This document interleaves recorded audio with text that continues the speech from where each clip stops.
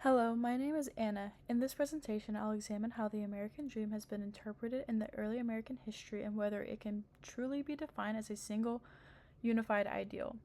I'll draw on two individual groups from my earlier essays to compare these perspectives with the interpretation offered by a museum on early American history, and then finally share what the American dream means to me today. One common interpretation of the American dream begins with John Winthrop's famous 1630 statement that the Puritans would be a city on a hill, a model for the world. Over time, this phrase came to symbolize American exceptionalism, the idea that the nation has a special mission rooted in opportunity, progress, and moral leadership. This theme appears again in Abraham Lincoln's Gettysburg Address, where he speaks of a nation dedicated to equality and the continual improvement of democracy. Both Winthrop and Lincoln imagine America as a place where progress and unity are a part of a larger, almost inevitable national destiny. This is one way the American dream has often been taught, as a positive, forward-moving story. However, the experiences of the group I examined in my first essay, the enslaved people in early America, challenge this idealized notion. For enslaved Africans, the promise of liberty and equality was completely out of reach. Their daily lives were defined by forced labor, physical punishment, family separation, and legal systems that viewed them as property. While Winthrop and Lincoln spoke about freedom and purpose, enslaved people lived in conditions that contradicted these national ideals. Their perspectives show that the American dream was inaccessible to many and that the concept was far from universal in practice.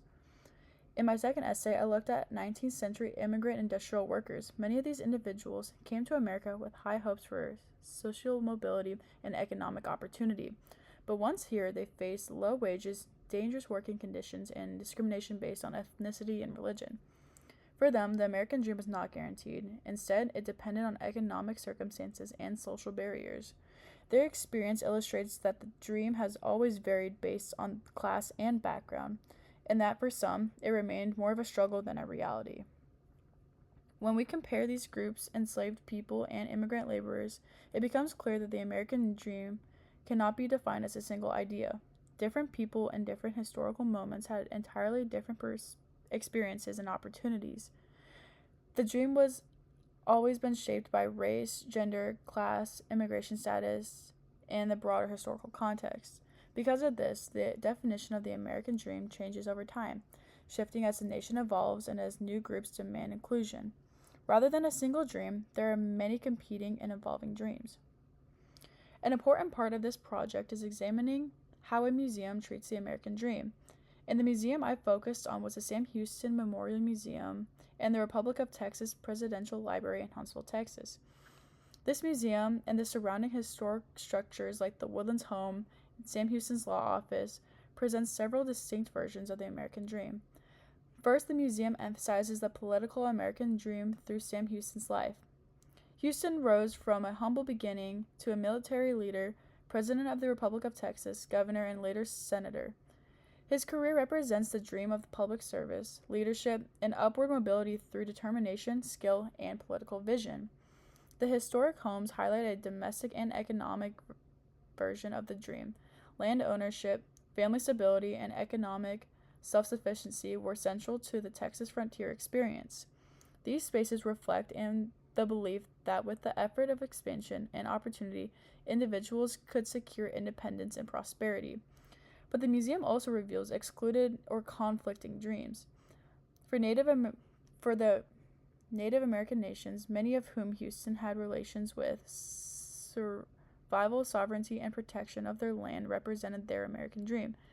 Yet these hopes were threatened by expansion of removal policies and settler ambitions.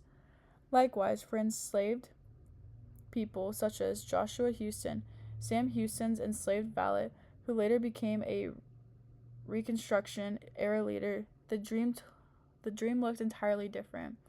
It centered on freedom, personhood, and citizenship, basic rights denied under slavery. Joshua's later accomplishments highlighted how deeply limited yet still enduring this dream was. Together, these stories expose the contradictions at the heart of early American history. While some individuals expanded their opportunities, others had their aspirations suppressed or erased. The museum makes it clear that there was never just one American dream in this period, but many competing dreams, and often in conflict with one another. For me, the American dream today is not a promise of automatic success or prosperity. Instead, it is the belief that everyone should have the opportunity to build a meaningful life, but just like in the past, access to opportunity is unequal. People's experiences depend on their background, the resources they have, and the systems around them. So I see the American dream as personal, flexible, and continually evolving. It isn't one single definition, but something shaped by individual experiences and the realities of our current moment. In conclusion, the American dream has never just been a single universal concept. While leaders like Winthrop and Lincoln imagined a unified, exceptional nation, they lived experiences of many people's groups to tell a more complex story. The primary sources and the museum interpretation both show that the early America was defined by both ideals and exclusions. My own understanding of the American dream recognizes this complexity. It is a goal we continue striving toward, a vision of expanding opportunities so that more people can truly participate in it. Thank you for listening.